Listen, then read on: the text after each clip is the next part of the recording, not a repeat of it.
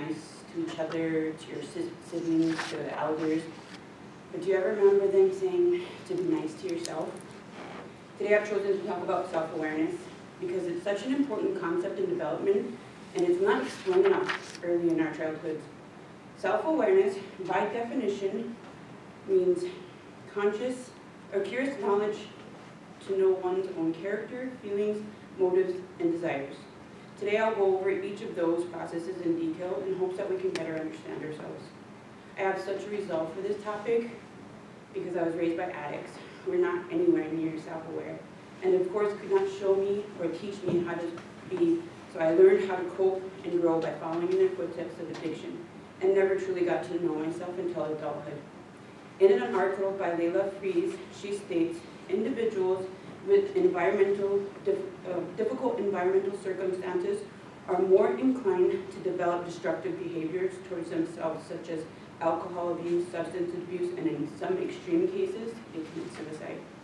There's actually a class that's described in another article that I read by Layla Gooch that is called Agitated to Elevated, in which incarcerated individuals learn self-awareness and self-regulation techniques to help them realize their thoughts matter and that their actions to situations are serious choices they need to make with intention and on purpose.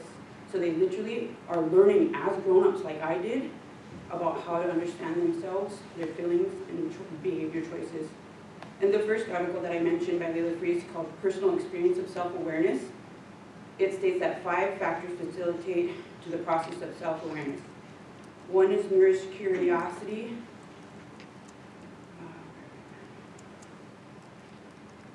Nourished curiosity, which is just making a bunch of mistakes until you learn. Then marginality, which is isolating and being an outsider.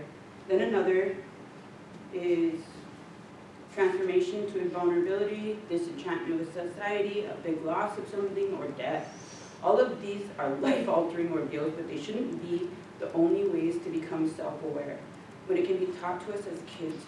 So I want to break down each section of self-awareness to give tips on how to better know ourselves and to pay attention and help us pay attention to things that we like and don't like and help us to be kind to ourselves.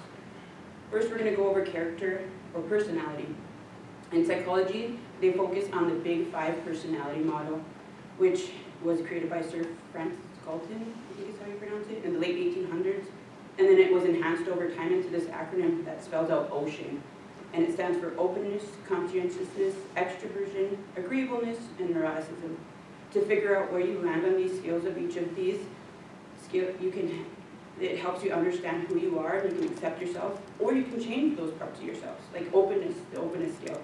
If the opposite end is closeness, so if you find yourself more closed off to everything, you can usually change that by going on adventurous group outings, being vulnerable to somebody.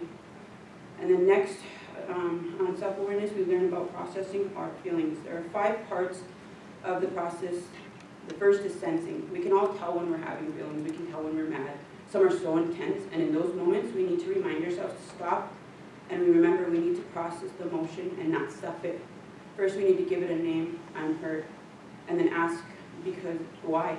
Because so-and-so did this, which is what attributing is. And then evaluate the feeling. Is it just one feeling? Is there something else attached to this? Is it an entirely different thing? How important is this? Will it matter in a year? Or put it on a scale from 1 to 10 of its importance. Then, once you figure all that out, you do the coping skills. Things that help you bring your emotions down. Breathing techniques, exercises, taking a hot shower, relax, listen to music. And then another area of self-awareness is the 5 human motives for anything and everything we do. Besides the psychological ones or physiological motives of being food, shelters, water, sleep, we need safety and well-being. Well-being is just being comfortable, happy, and healthy. Then we need love in our relationships, from friendship love, family love, and of course the big one, self-love. We need to feel like we belong somewhere, we are accepted, and finally we need self-actualization or the fulfilling of our potential and purposes. There are so many motives and desires we can attain if we just sit down and figure out what we actually want without judging ourselves for 1 minute. and list the things most important to us that are truly actually matter to us and would bring in that sense of well-being, and then to go after it, actually making plans and goals to obtain these things, whether it's a career, a relationship, an adventure, like college after 20 years. I've included a list of desires at the end here to get you thinking about what matters most to you. Mine are physical activity, family connectedness, love, and belonging. I end with a quote by Lao Tzu. Watch your thoughts, they become your words. Watch your words, they become your actions. Watch your actions, they become your habits. Watch your habits, they become your character. Watch your character because it becomes your destiny.